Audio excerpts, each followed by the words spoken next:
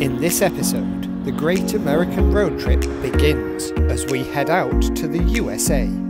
We'll be in California visiting the iconic Golden Gate Bridge. We'll take a walk in the Hollywood Hills, fly a helicopter over downtown Los Angeles, and go star hunting on the Hollywood Walk of Fame. Then we'll dip our feet in the Pacific Ocean as our coast-to-coast journey gets underway.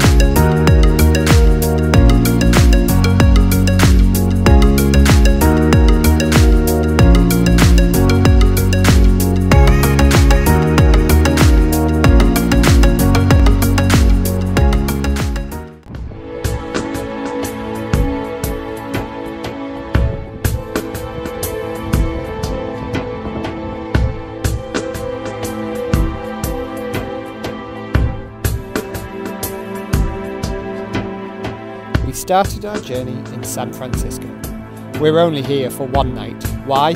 Because it was so much cheaper to fly here from London than go straight to Los Angeles. But it's an opportunity to tick off another city. We've been here before, but for Lily, her first time in the US, it's all new. As will be common on this trip, many places we visit will scratch the surface of what awaits visitors. San Francisco is no exception. But with just a few hours here, the absolute must is a walk along the bridge. Opened in 1937, the bridge is 1.7 miles long and 746 feet tall. We parked at the Golden Gate Bridge Welcome Centre off Highway 101, where you'll find a number of interesting artefacts showing the bridge's construction and its capability to withstand the San Francisco winds, as well as its earthquake-resistant properties, which were tested in 1989 to great success when a 6.9 magnitude quake struck the area.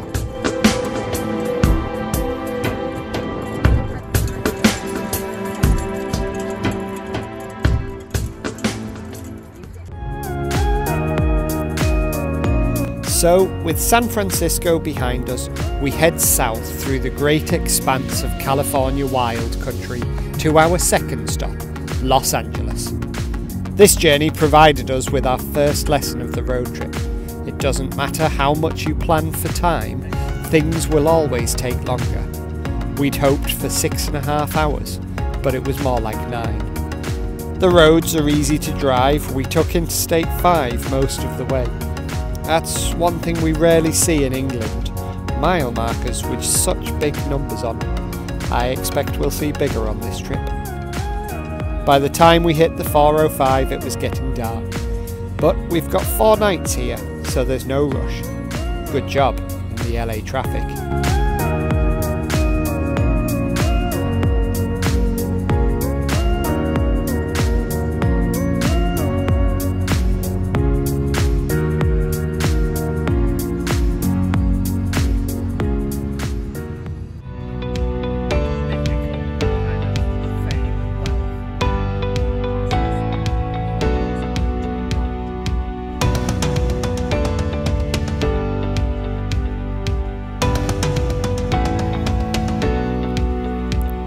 I've been to LA many times before, so this trip was a mix of familiar must-sees and some new experiences. We spent the first morning driving from our apartment in Westwood through the mansion-lined streets of Bel Air and Beverly Hills. We drove past the White House-style building that is home to Will Smith in The Fresh Prince of Bel Air, but, rather predictably, you couldn't see anything from the road.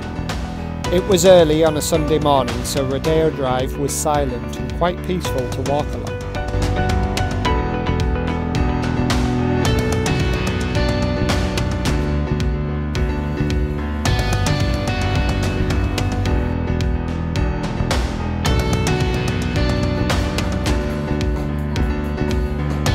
Hollywood, by contrast, was not. It never is. But if you've never been, a walk along Hollywood Boulevard finding the stars of your favourite celebrities is always a fun way to spend more than a couple of hours. We love a good souvenir shop, and there's no shortage here. We parked at Hollywood and Highland Complex, where there's usually a great view of the Hollywood sign. But at the time of filming in July 2022, the area is undergoing construction. There's a great number of bars and restaurants along Hollywood Boulevard, so you'll not struggle for an afternoon's entertainment.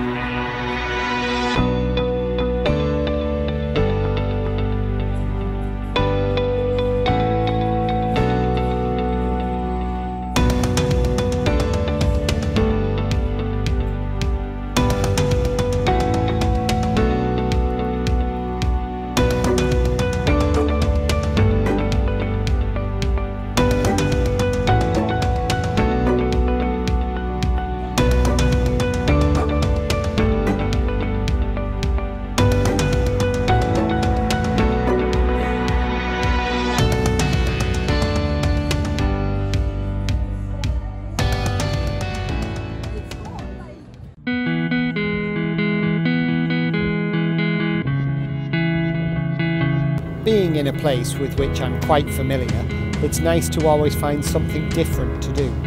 On the more expensive side of the tourist activities, but well worth the money, is a 15-minute downtown helicopter flight. We flew with celebrity helicopters from an airfield in Compton. Our pilot, who in his day job flies stunt helicopters in the movies, skillfully passes between the skyscrapers, giving unparalleled views of the skyline.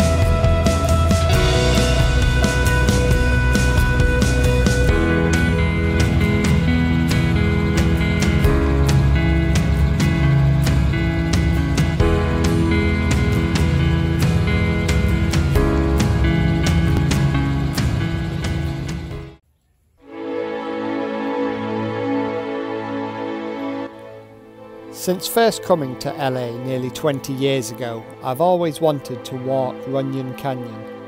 Straight out of Hollywood, the Runyon Canyon Park is 130 acres of trails set in the picturesque Santa Monica Mountains. We chose the shorter route, which is 1.9 miles with 500 feet of elevation change. This is a busy park with many walkers, runners, tourists and dogs, but the views from Cloud's Rest at the top of the trail are worth the crowds. On a clear day you can see the full panorama of the greater Los Angeles area, with the beaches of Santa Monica and the Pacific Ocean to the west, Hollywood and downtown in front of you, and Griffith Park and Hollywood Hills to the east. In the haze you can just about make out the Hollywood sign.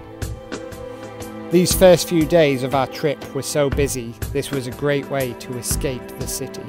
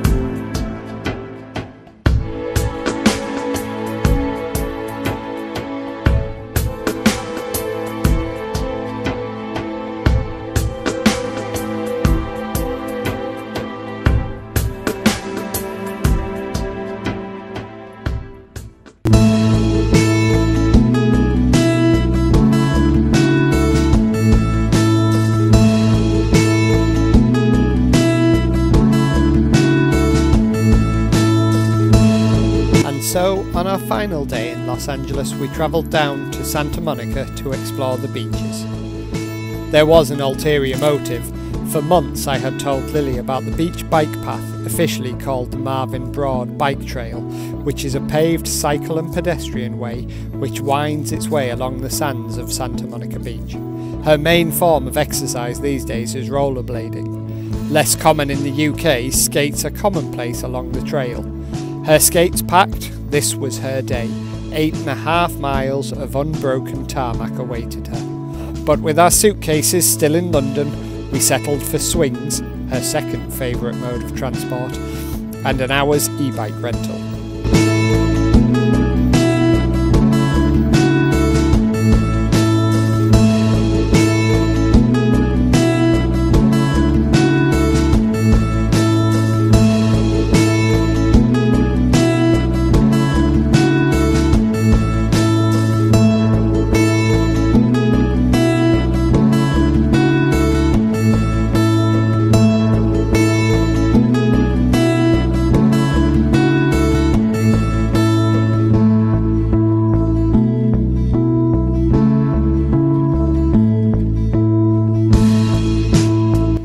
The cycle trail is super flat and so easy to fly along the coastline. We rode up to Will Rogers State Beach and back before heading on to the world famous Santa Monica Pier.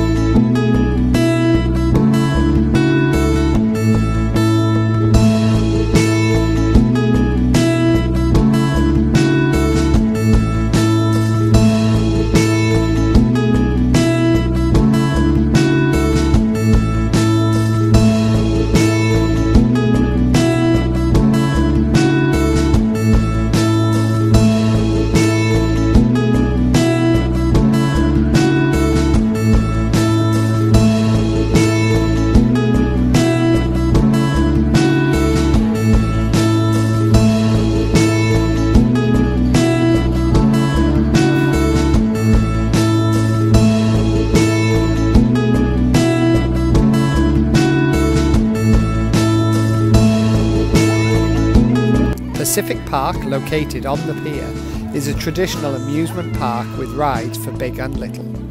Single rides can be between $5 and $10 each, but for $40 you can ride unlimited rides all day. In 3 weeks' time, our trip will end at Universal Studios in Florida, and Lily has never been on a roller coaster. This was her introduction. Just don't care. Ready?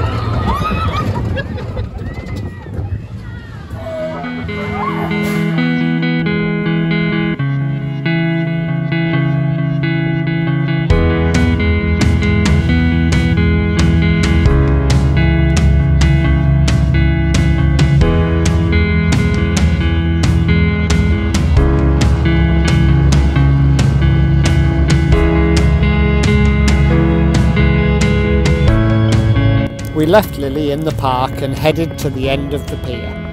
There was one place I wanted to see, the end of Route 66 here in Santa Monica. The other end is in Chicago, and whilst we weren't going there, for the next week or so, our route would loosely follow parts of the 66. The sign marking the official start allows us to celebrate the beginning of our trip. Tomorrow, we head out on the open road.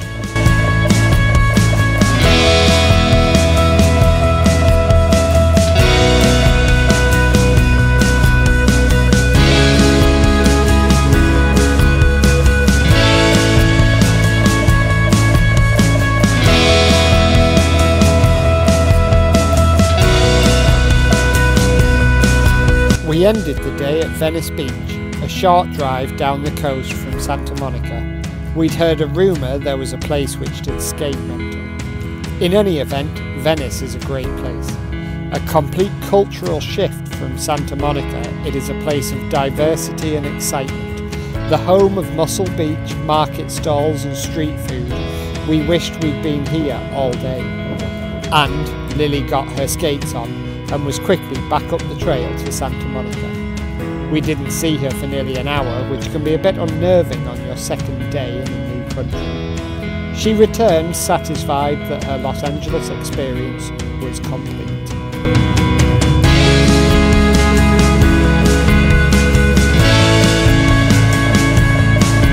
We had one final task before leaving. In order to truly travel coast to coast, we must put our feet in the Pacific Ocean. And with that, our journey was truly underway.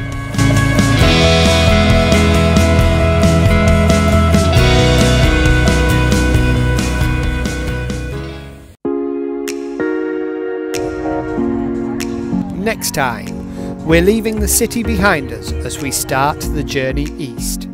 We'll see the world's tallest thermometer at Baker, California. Travel through miles of empty desert along arrow straight roads. Before reaching the hottest place on earth. And we'll make it to our second state, Nevada, for a day in the entertainment capital of the world, Las Vegas. Until then, thank you so much for watching. We'll see you next time across the pond.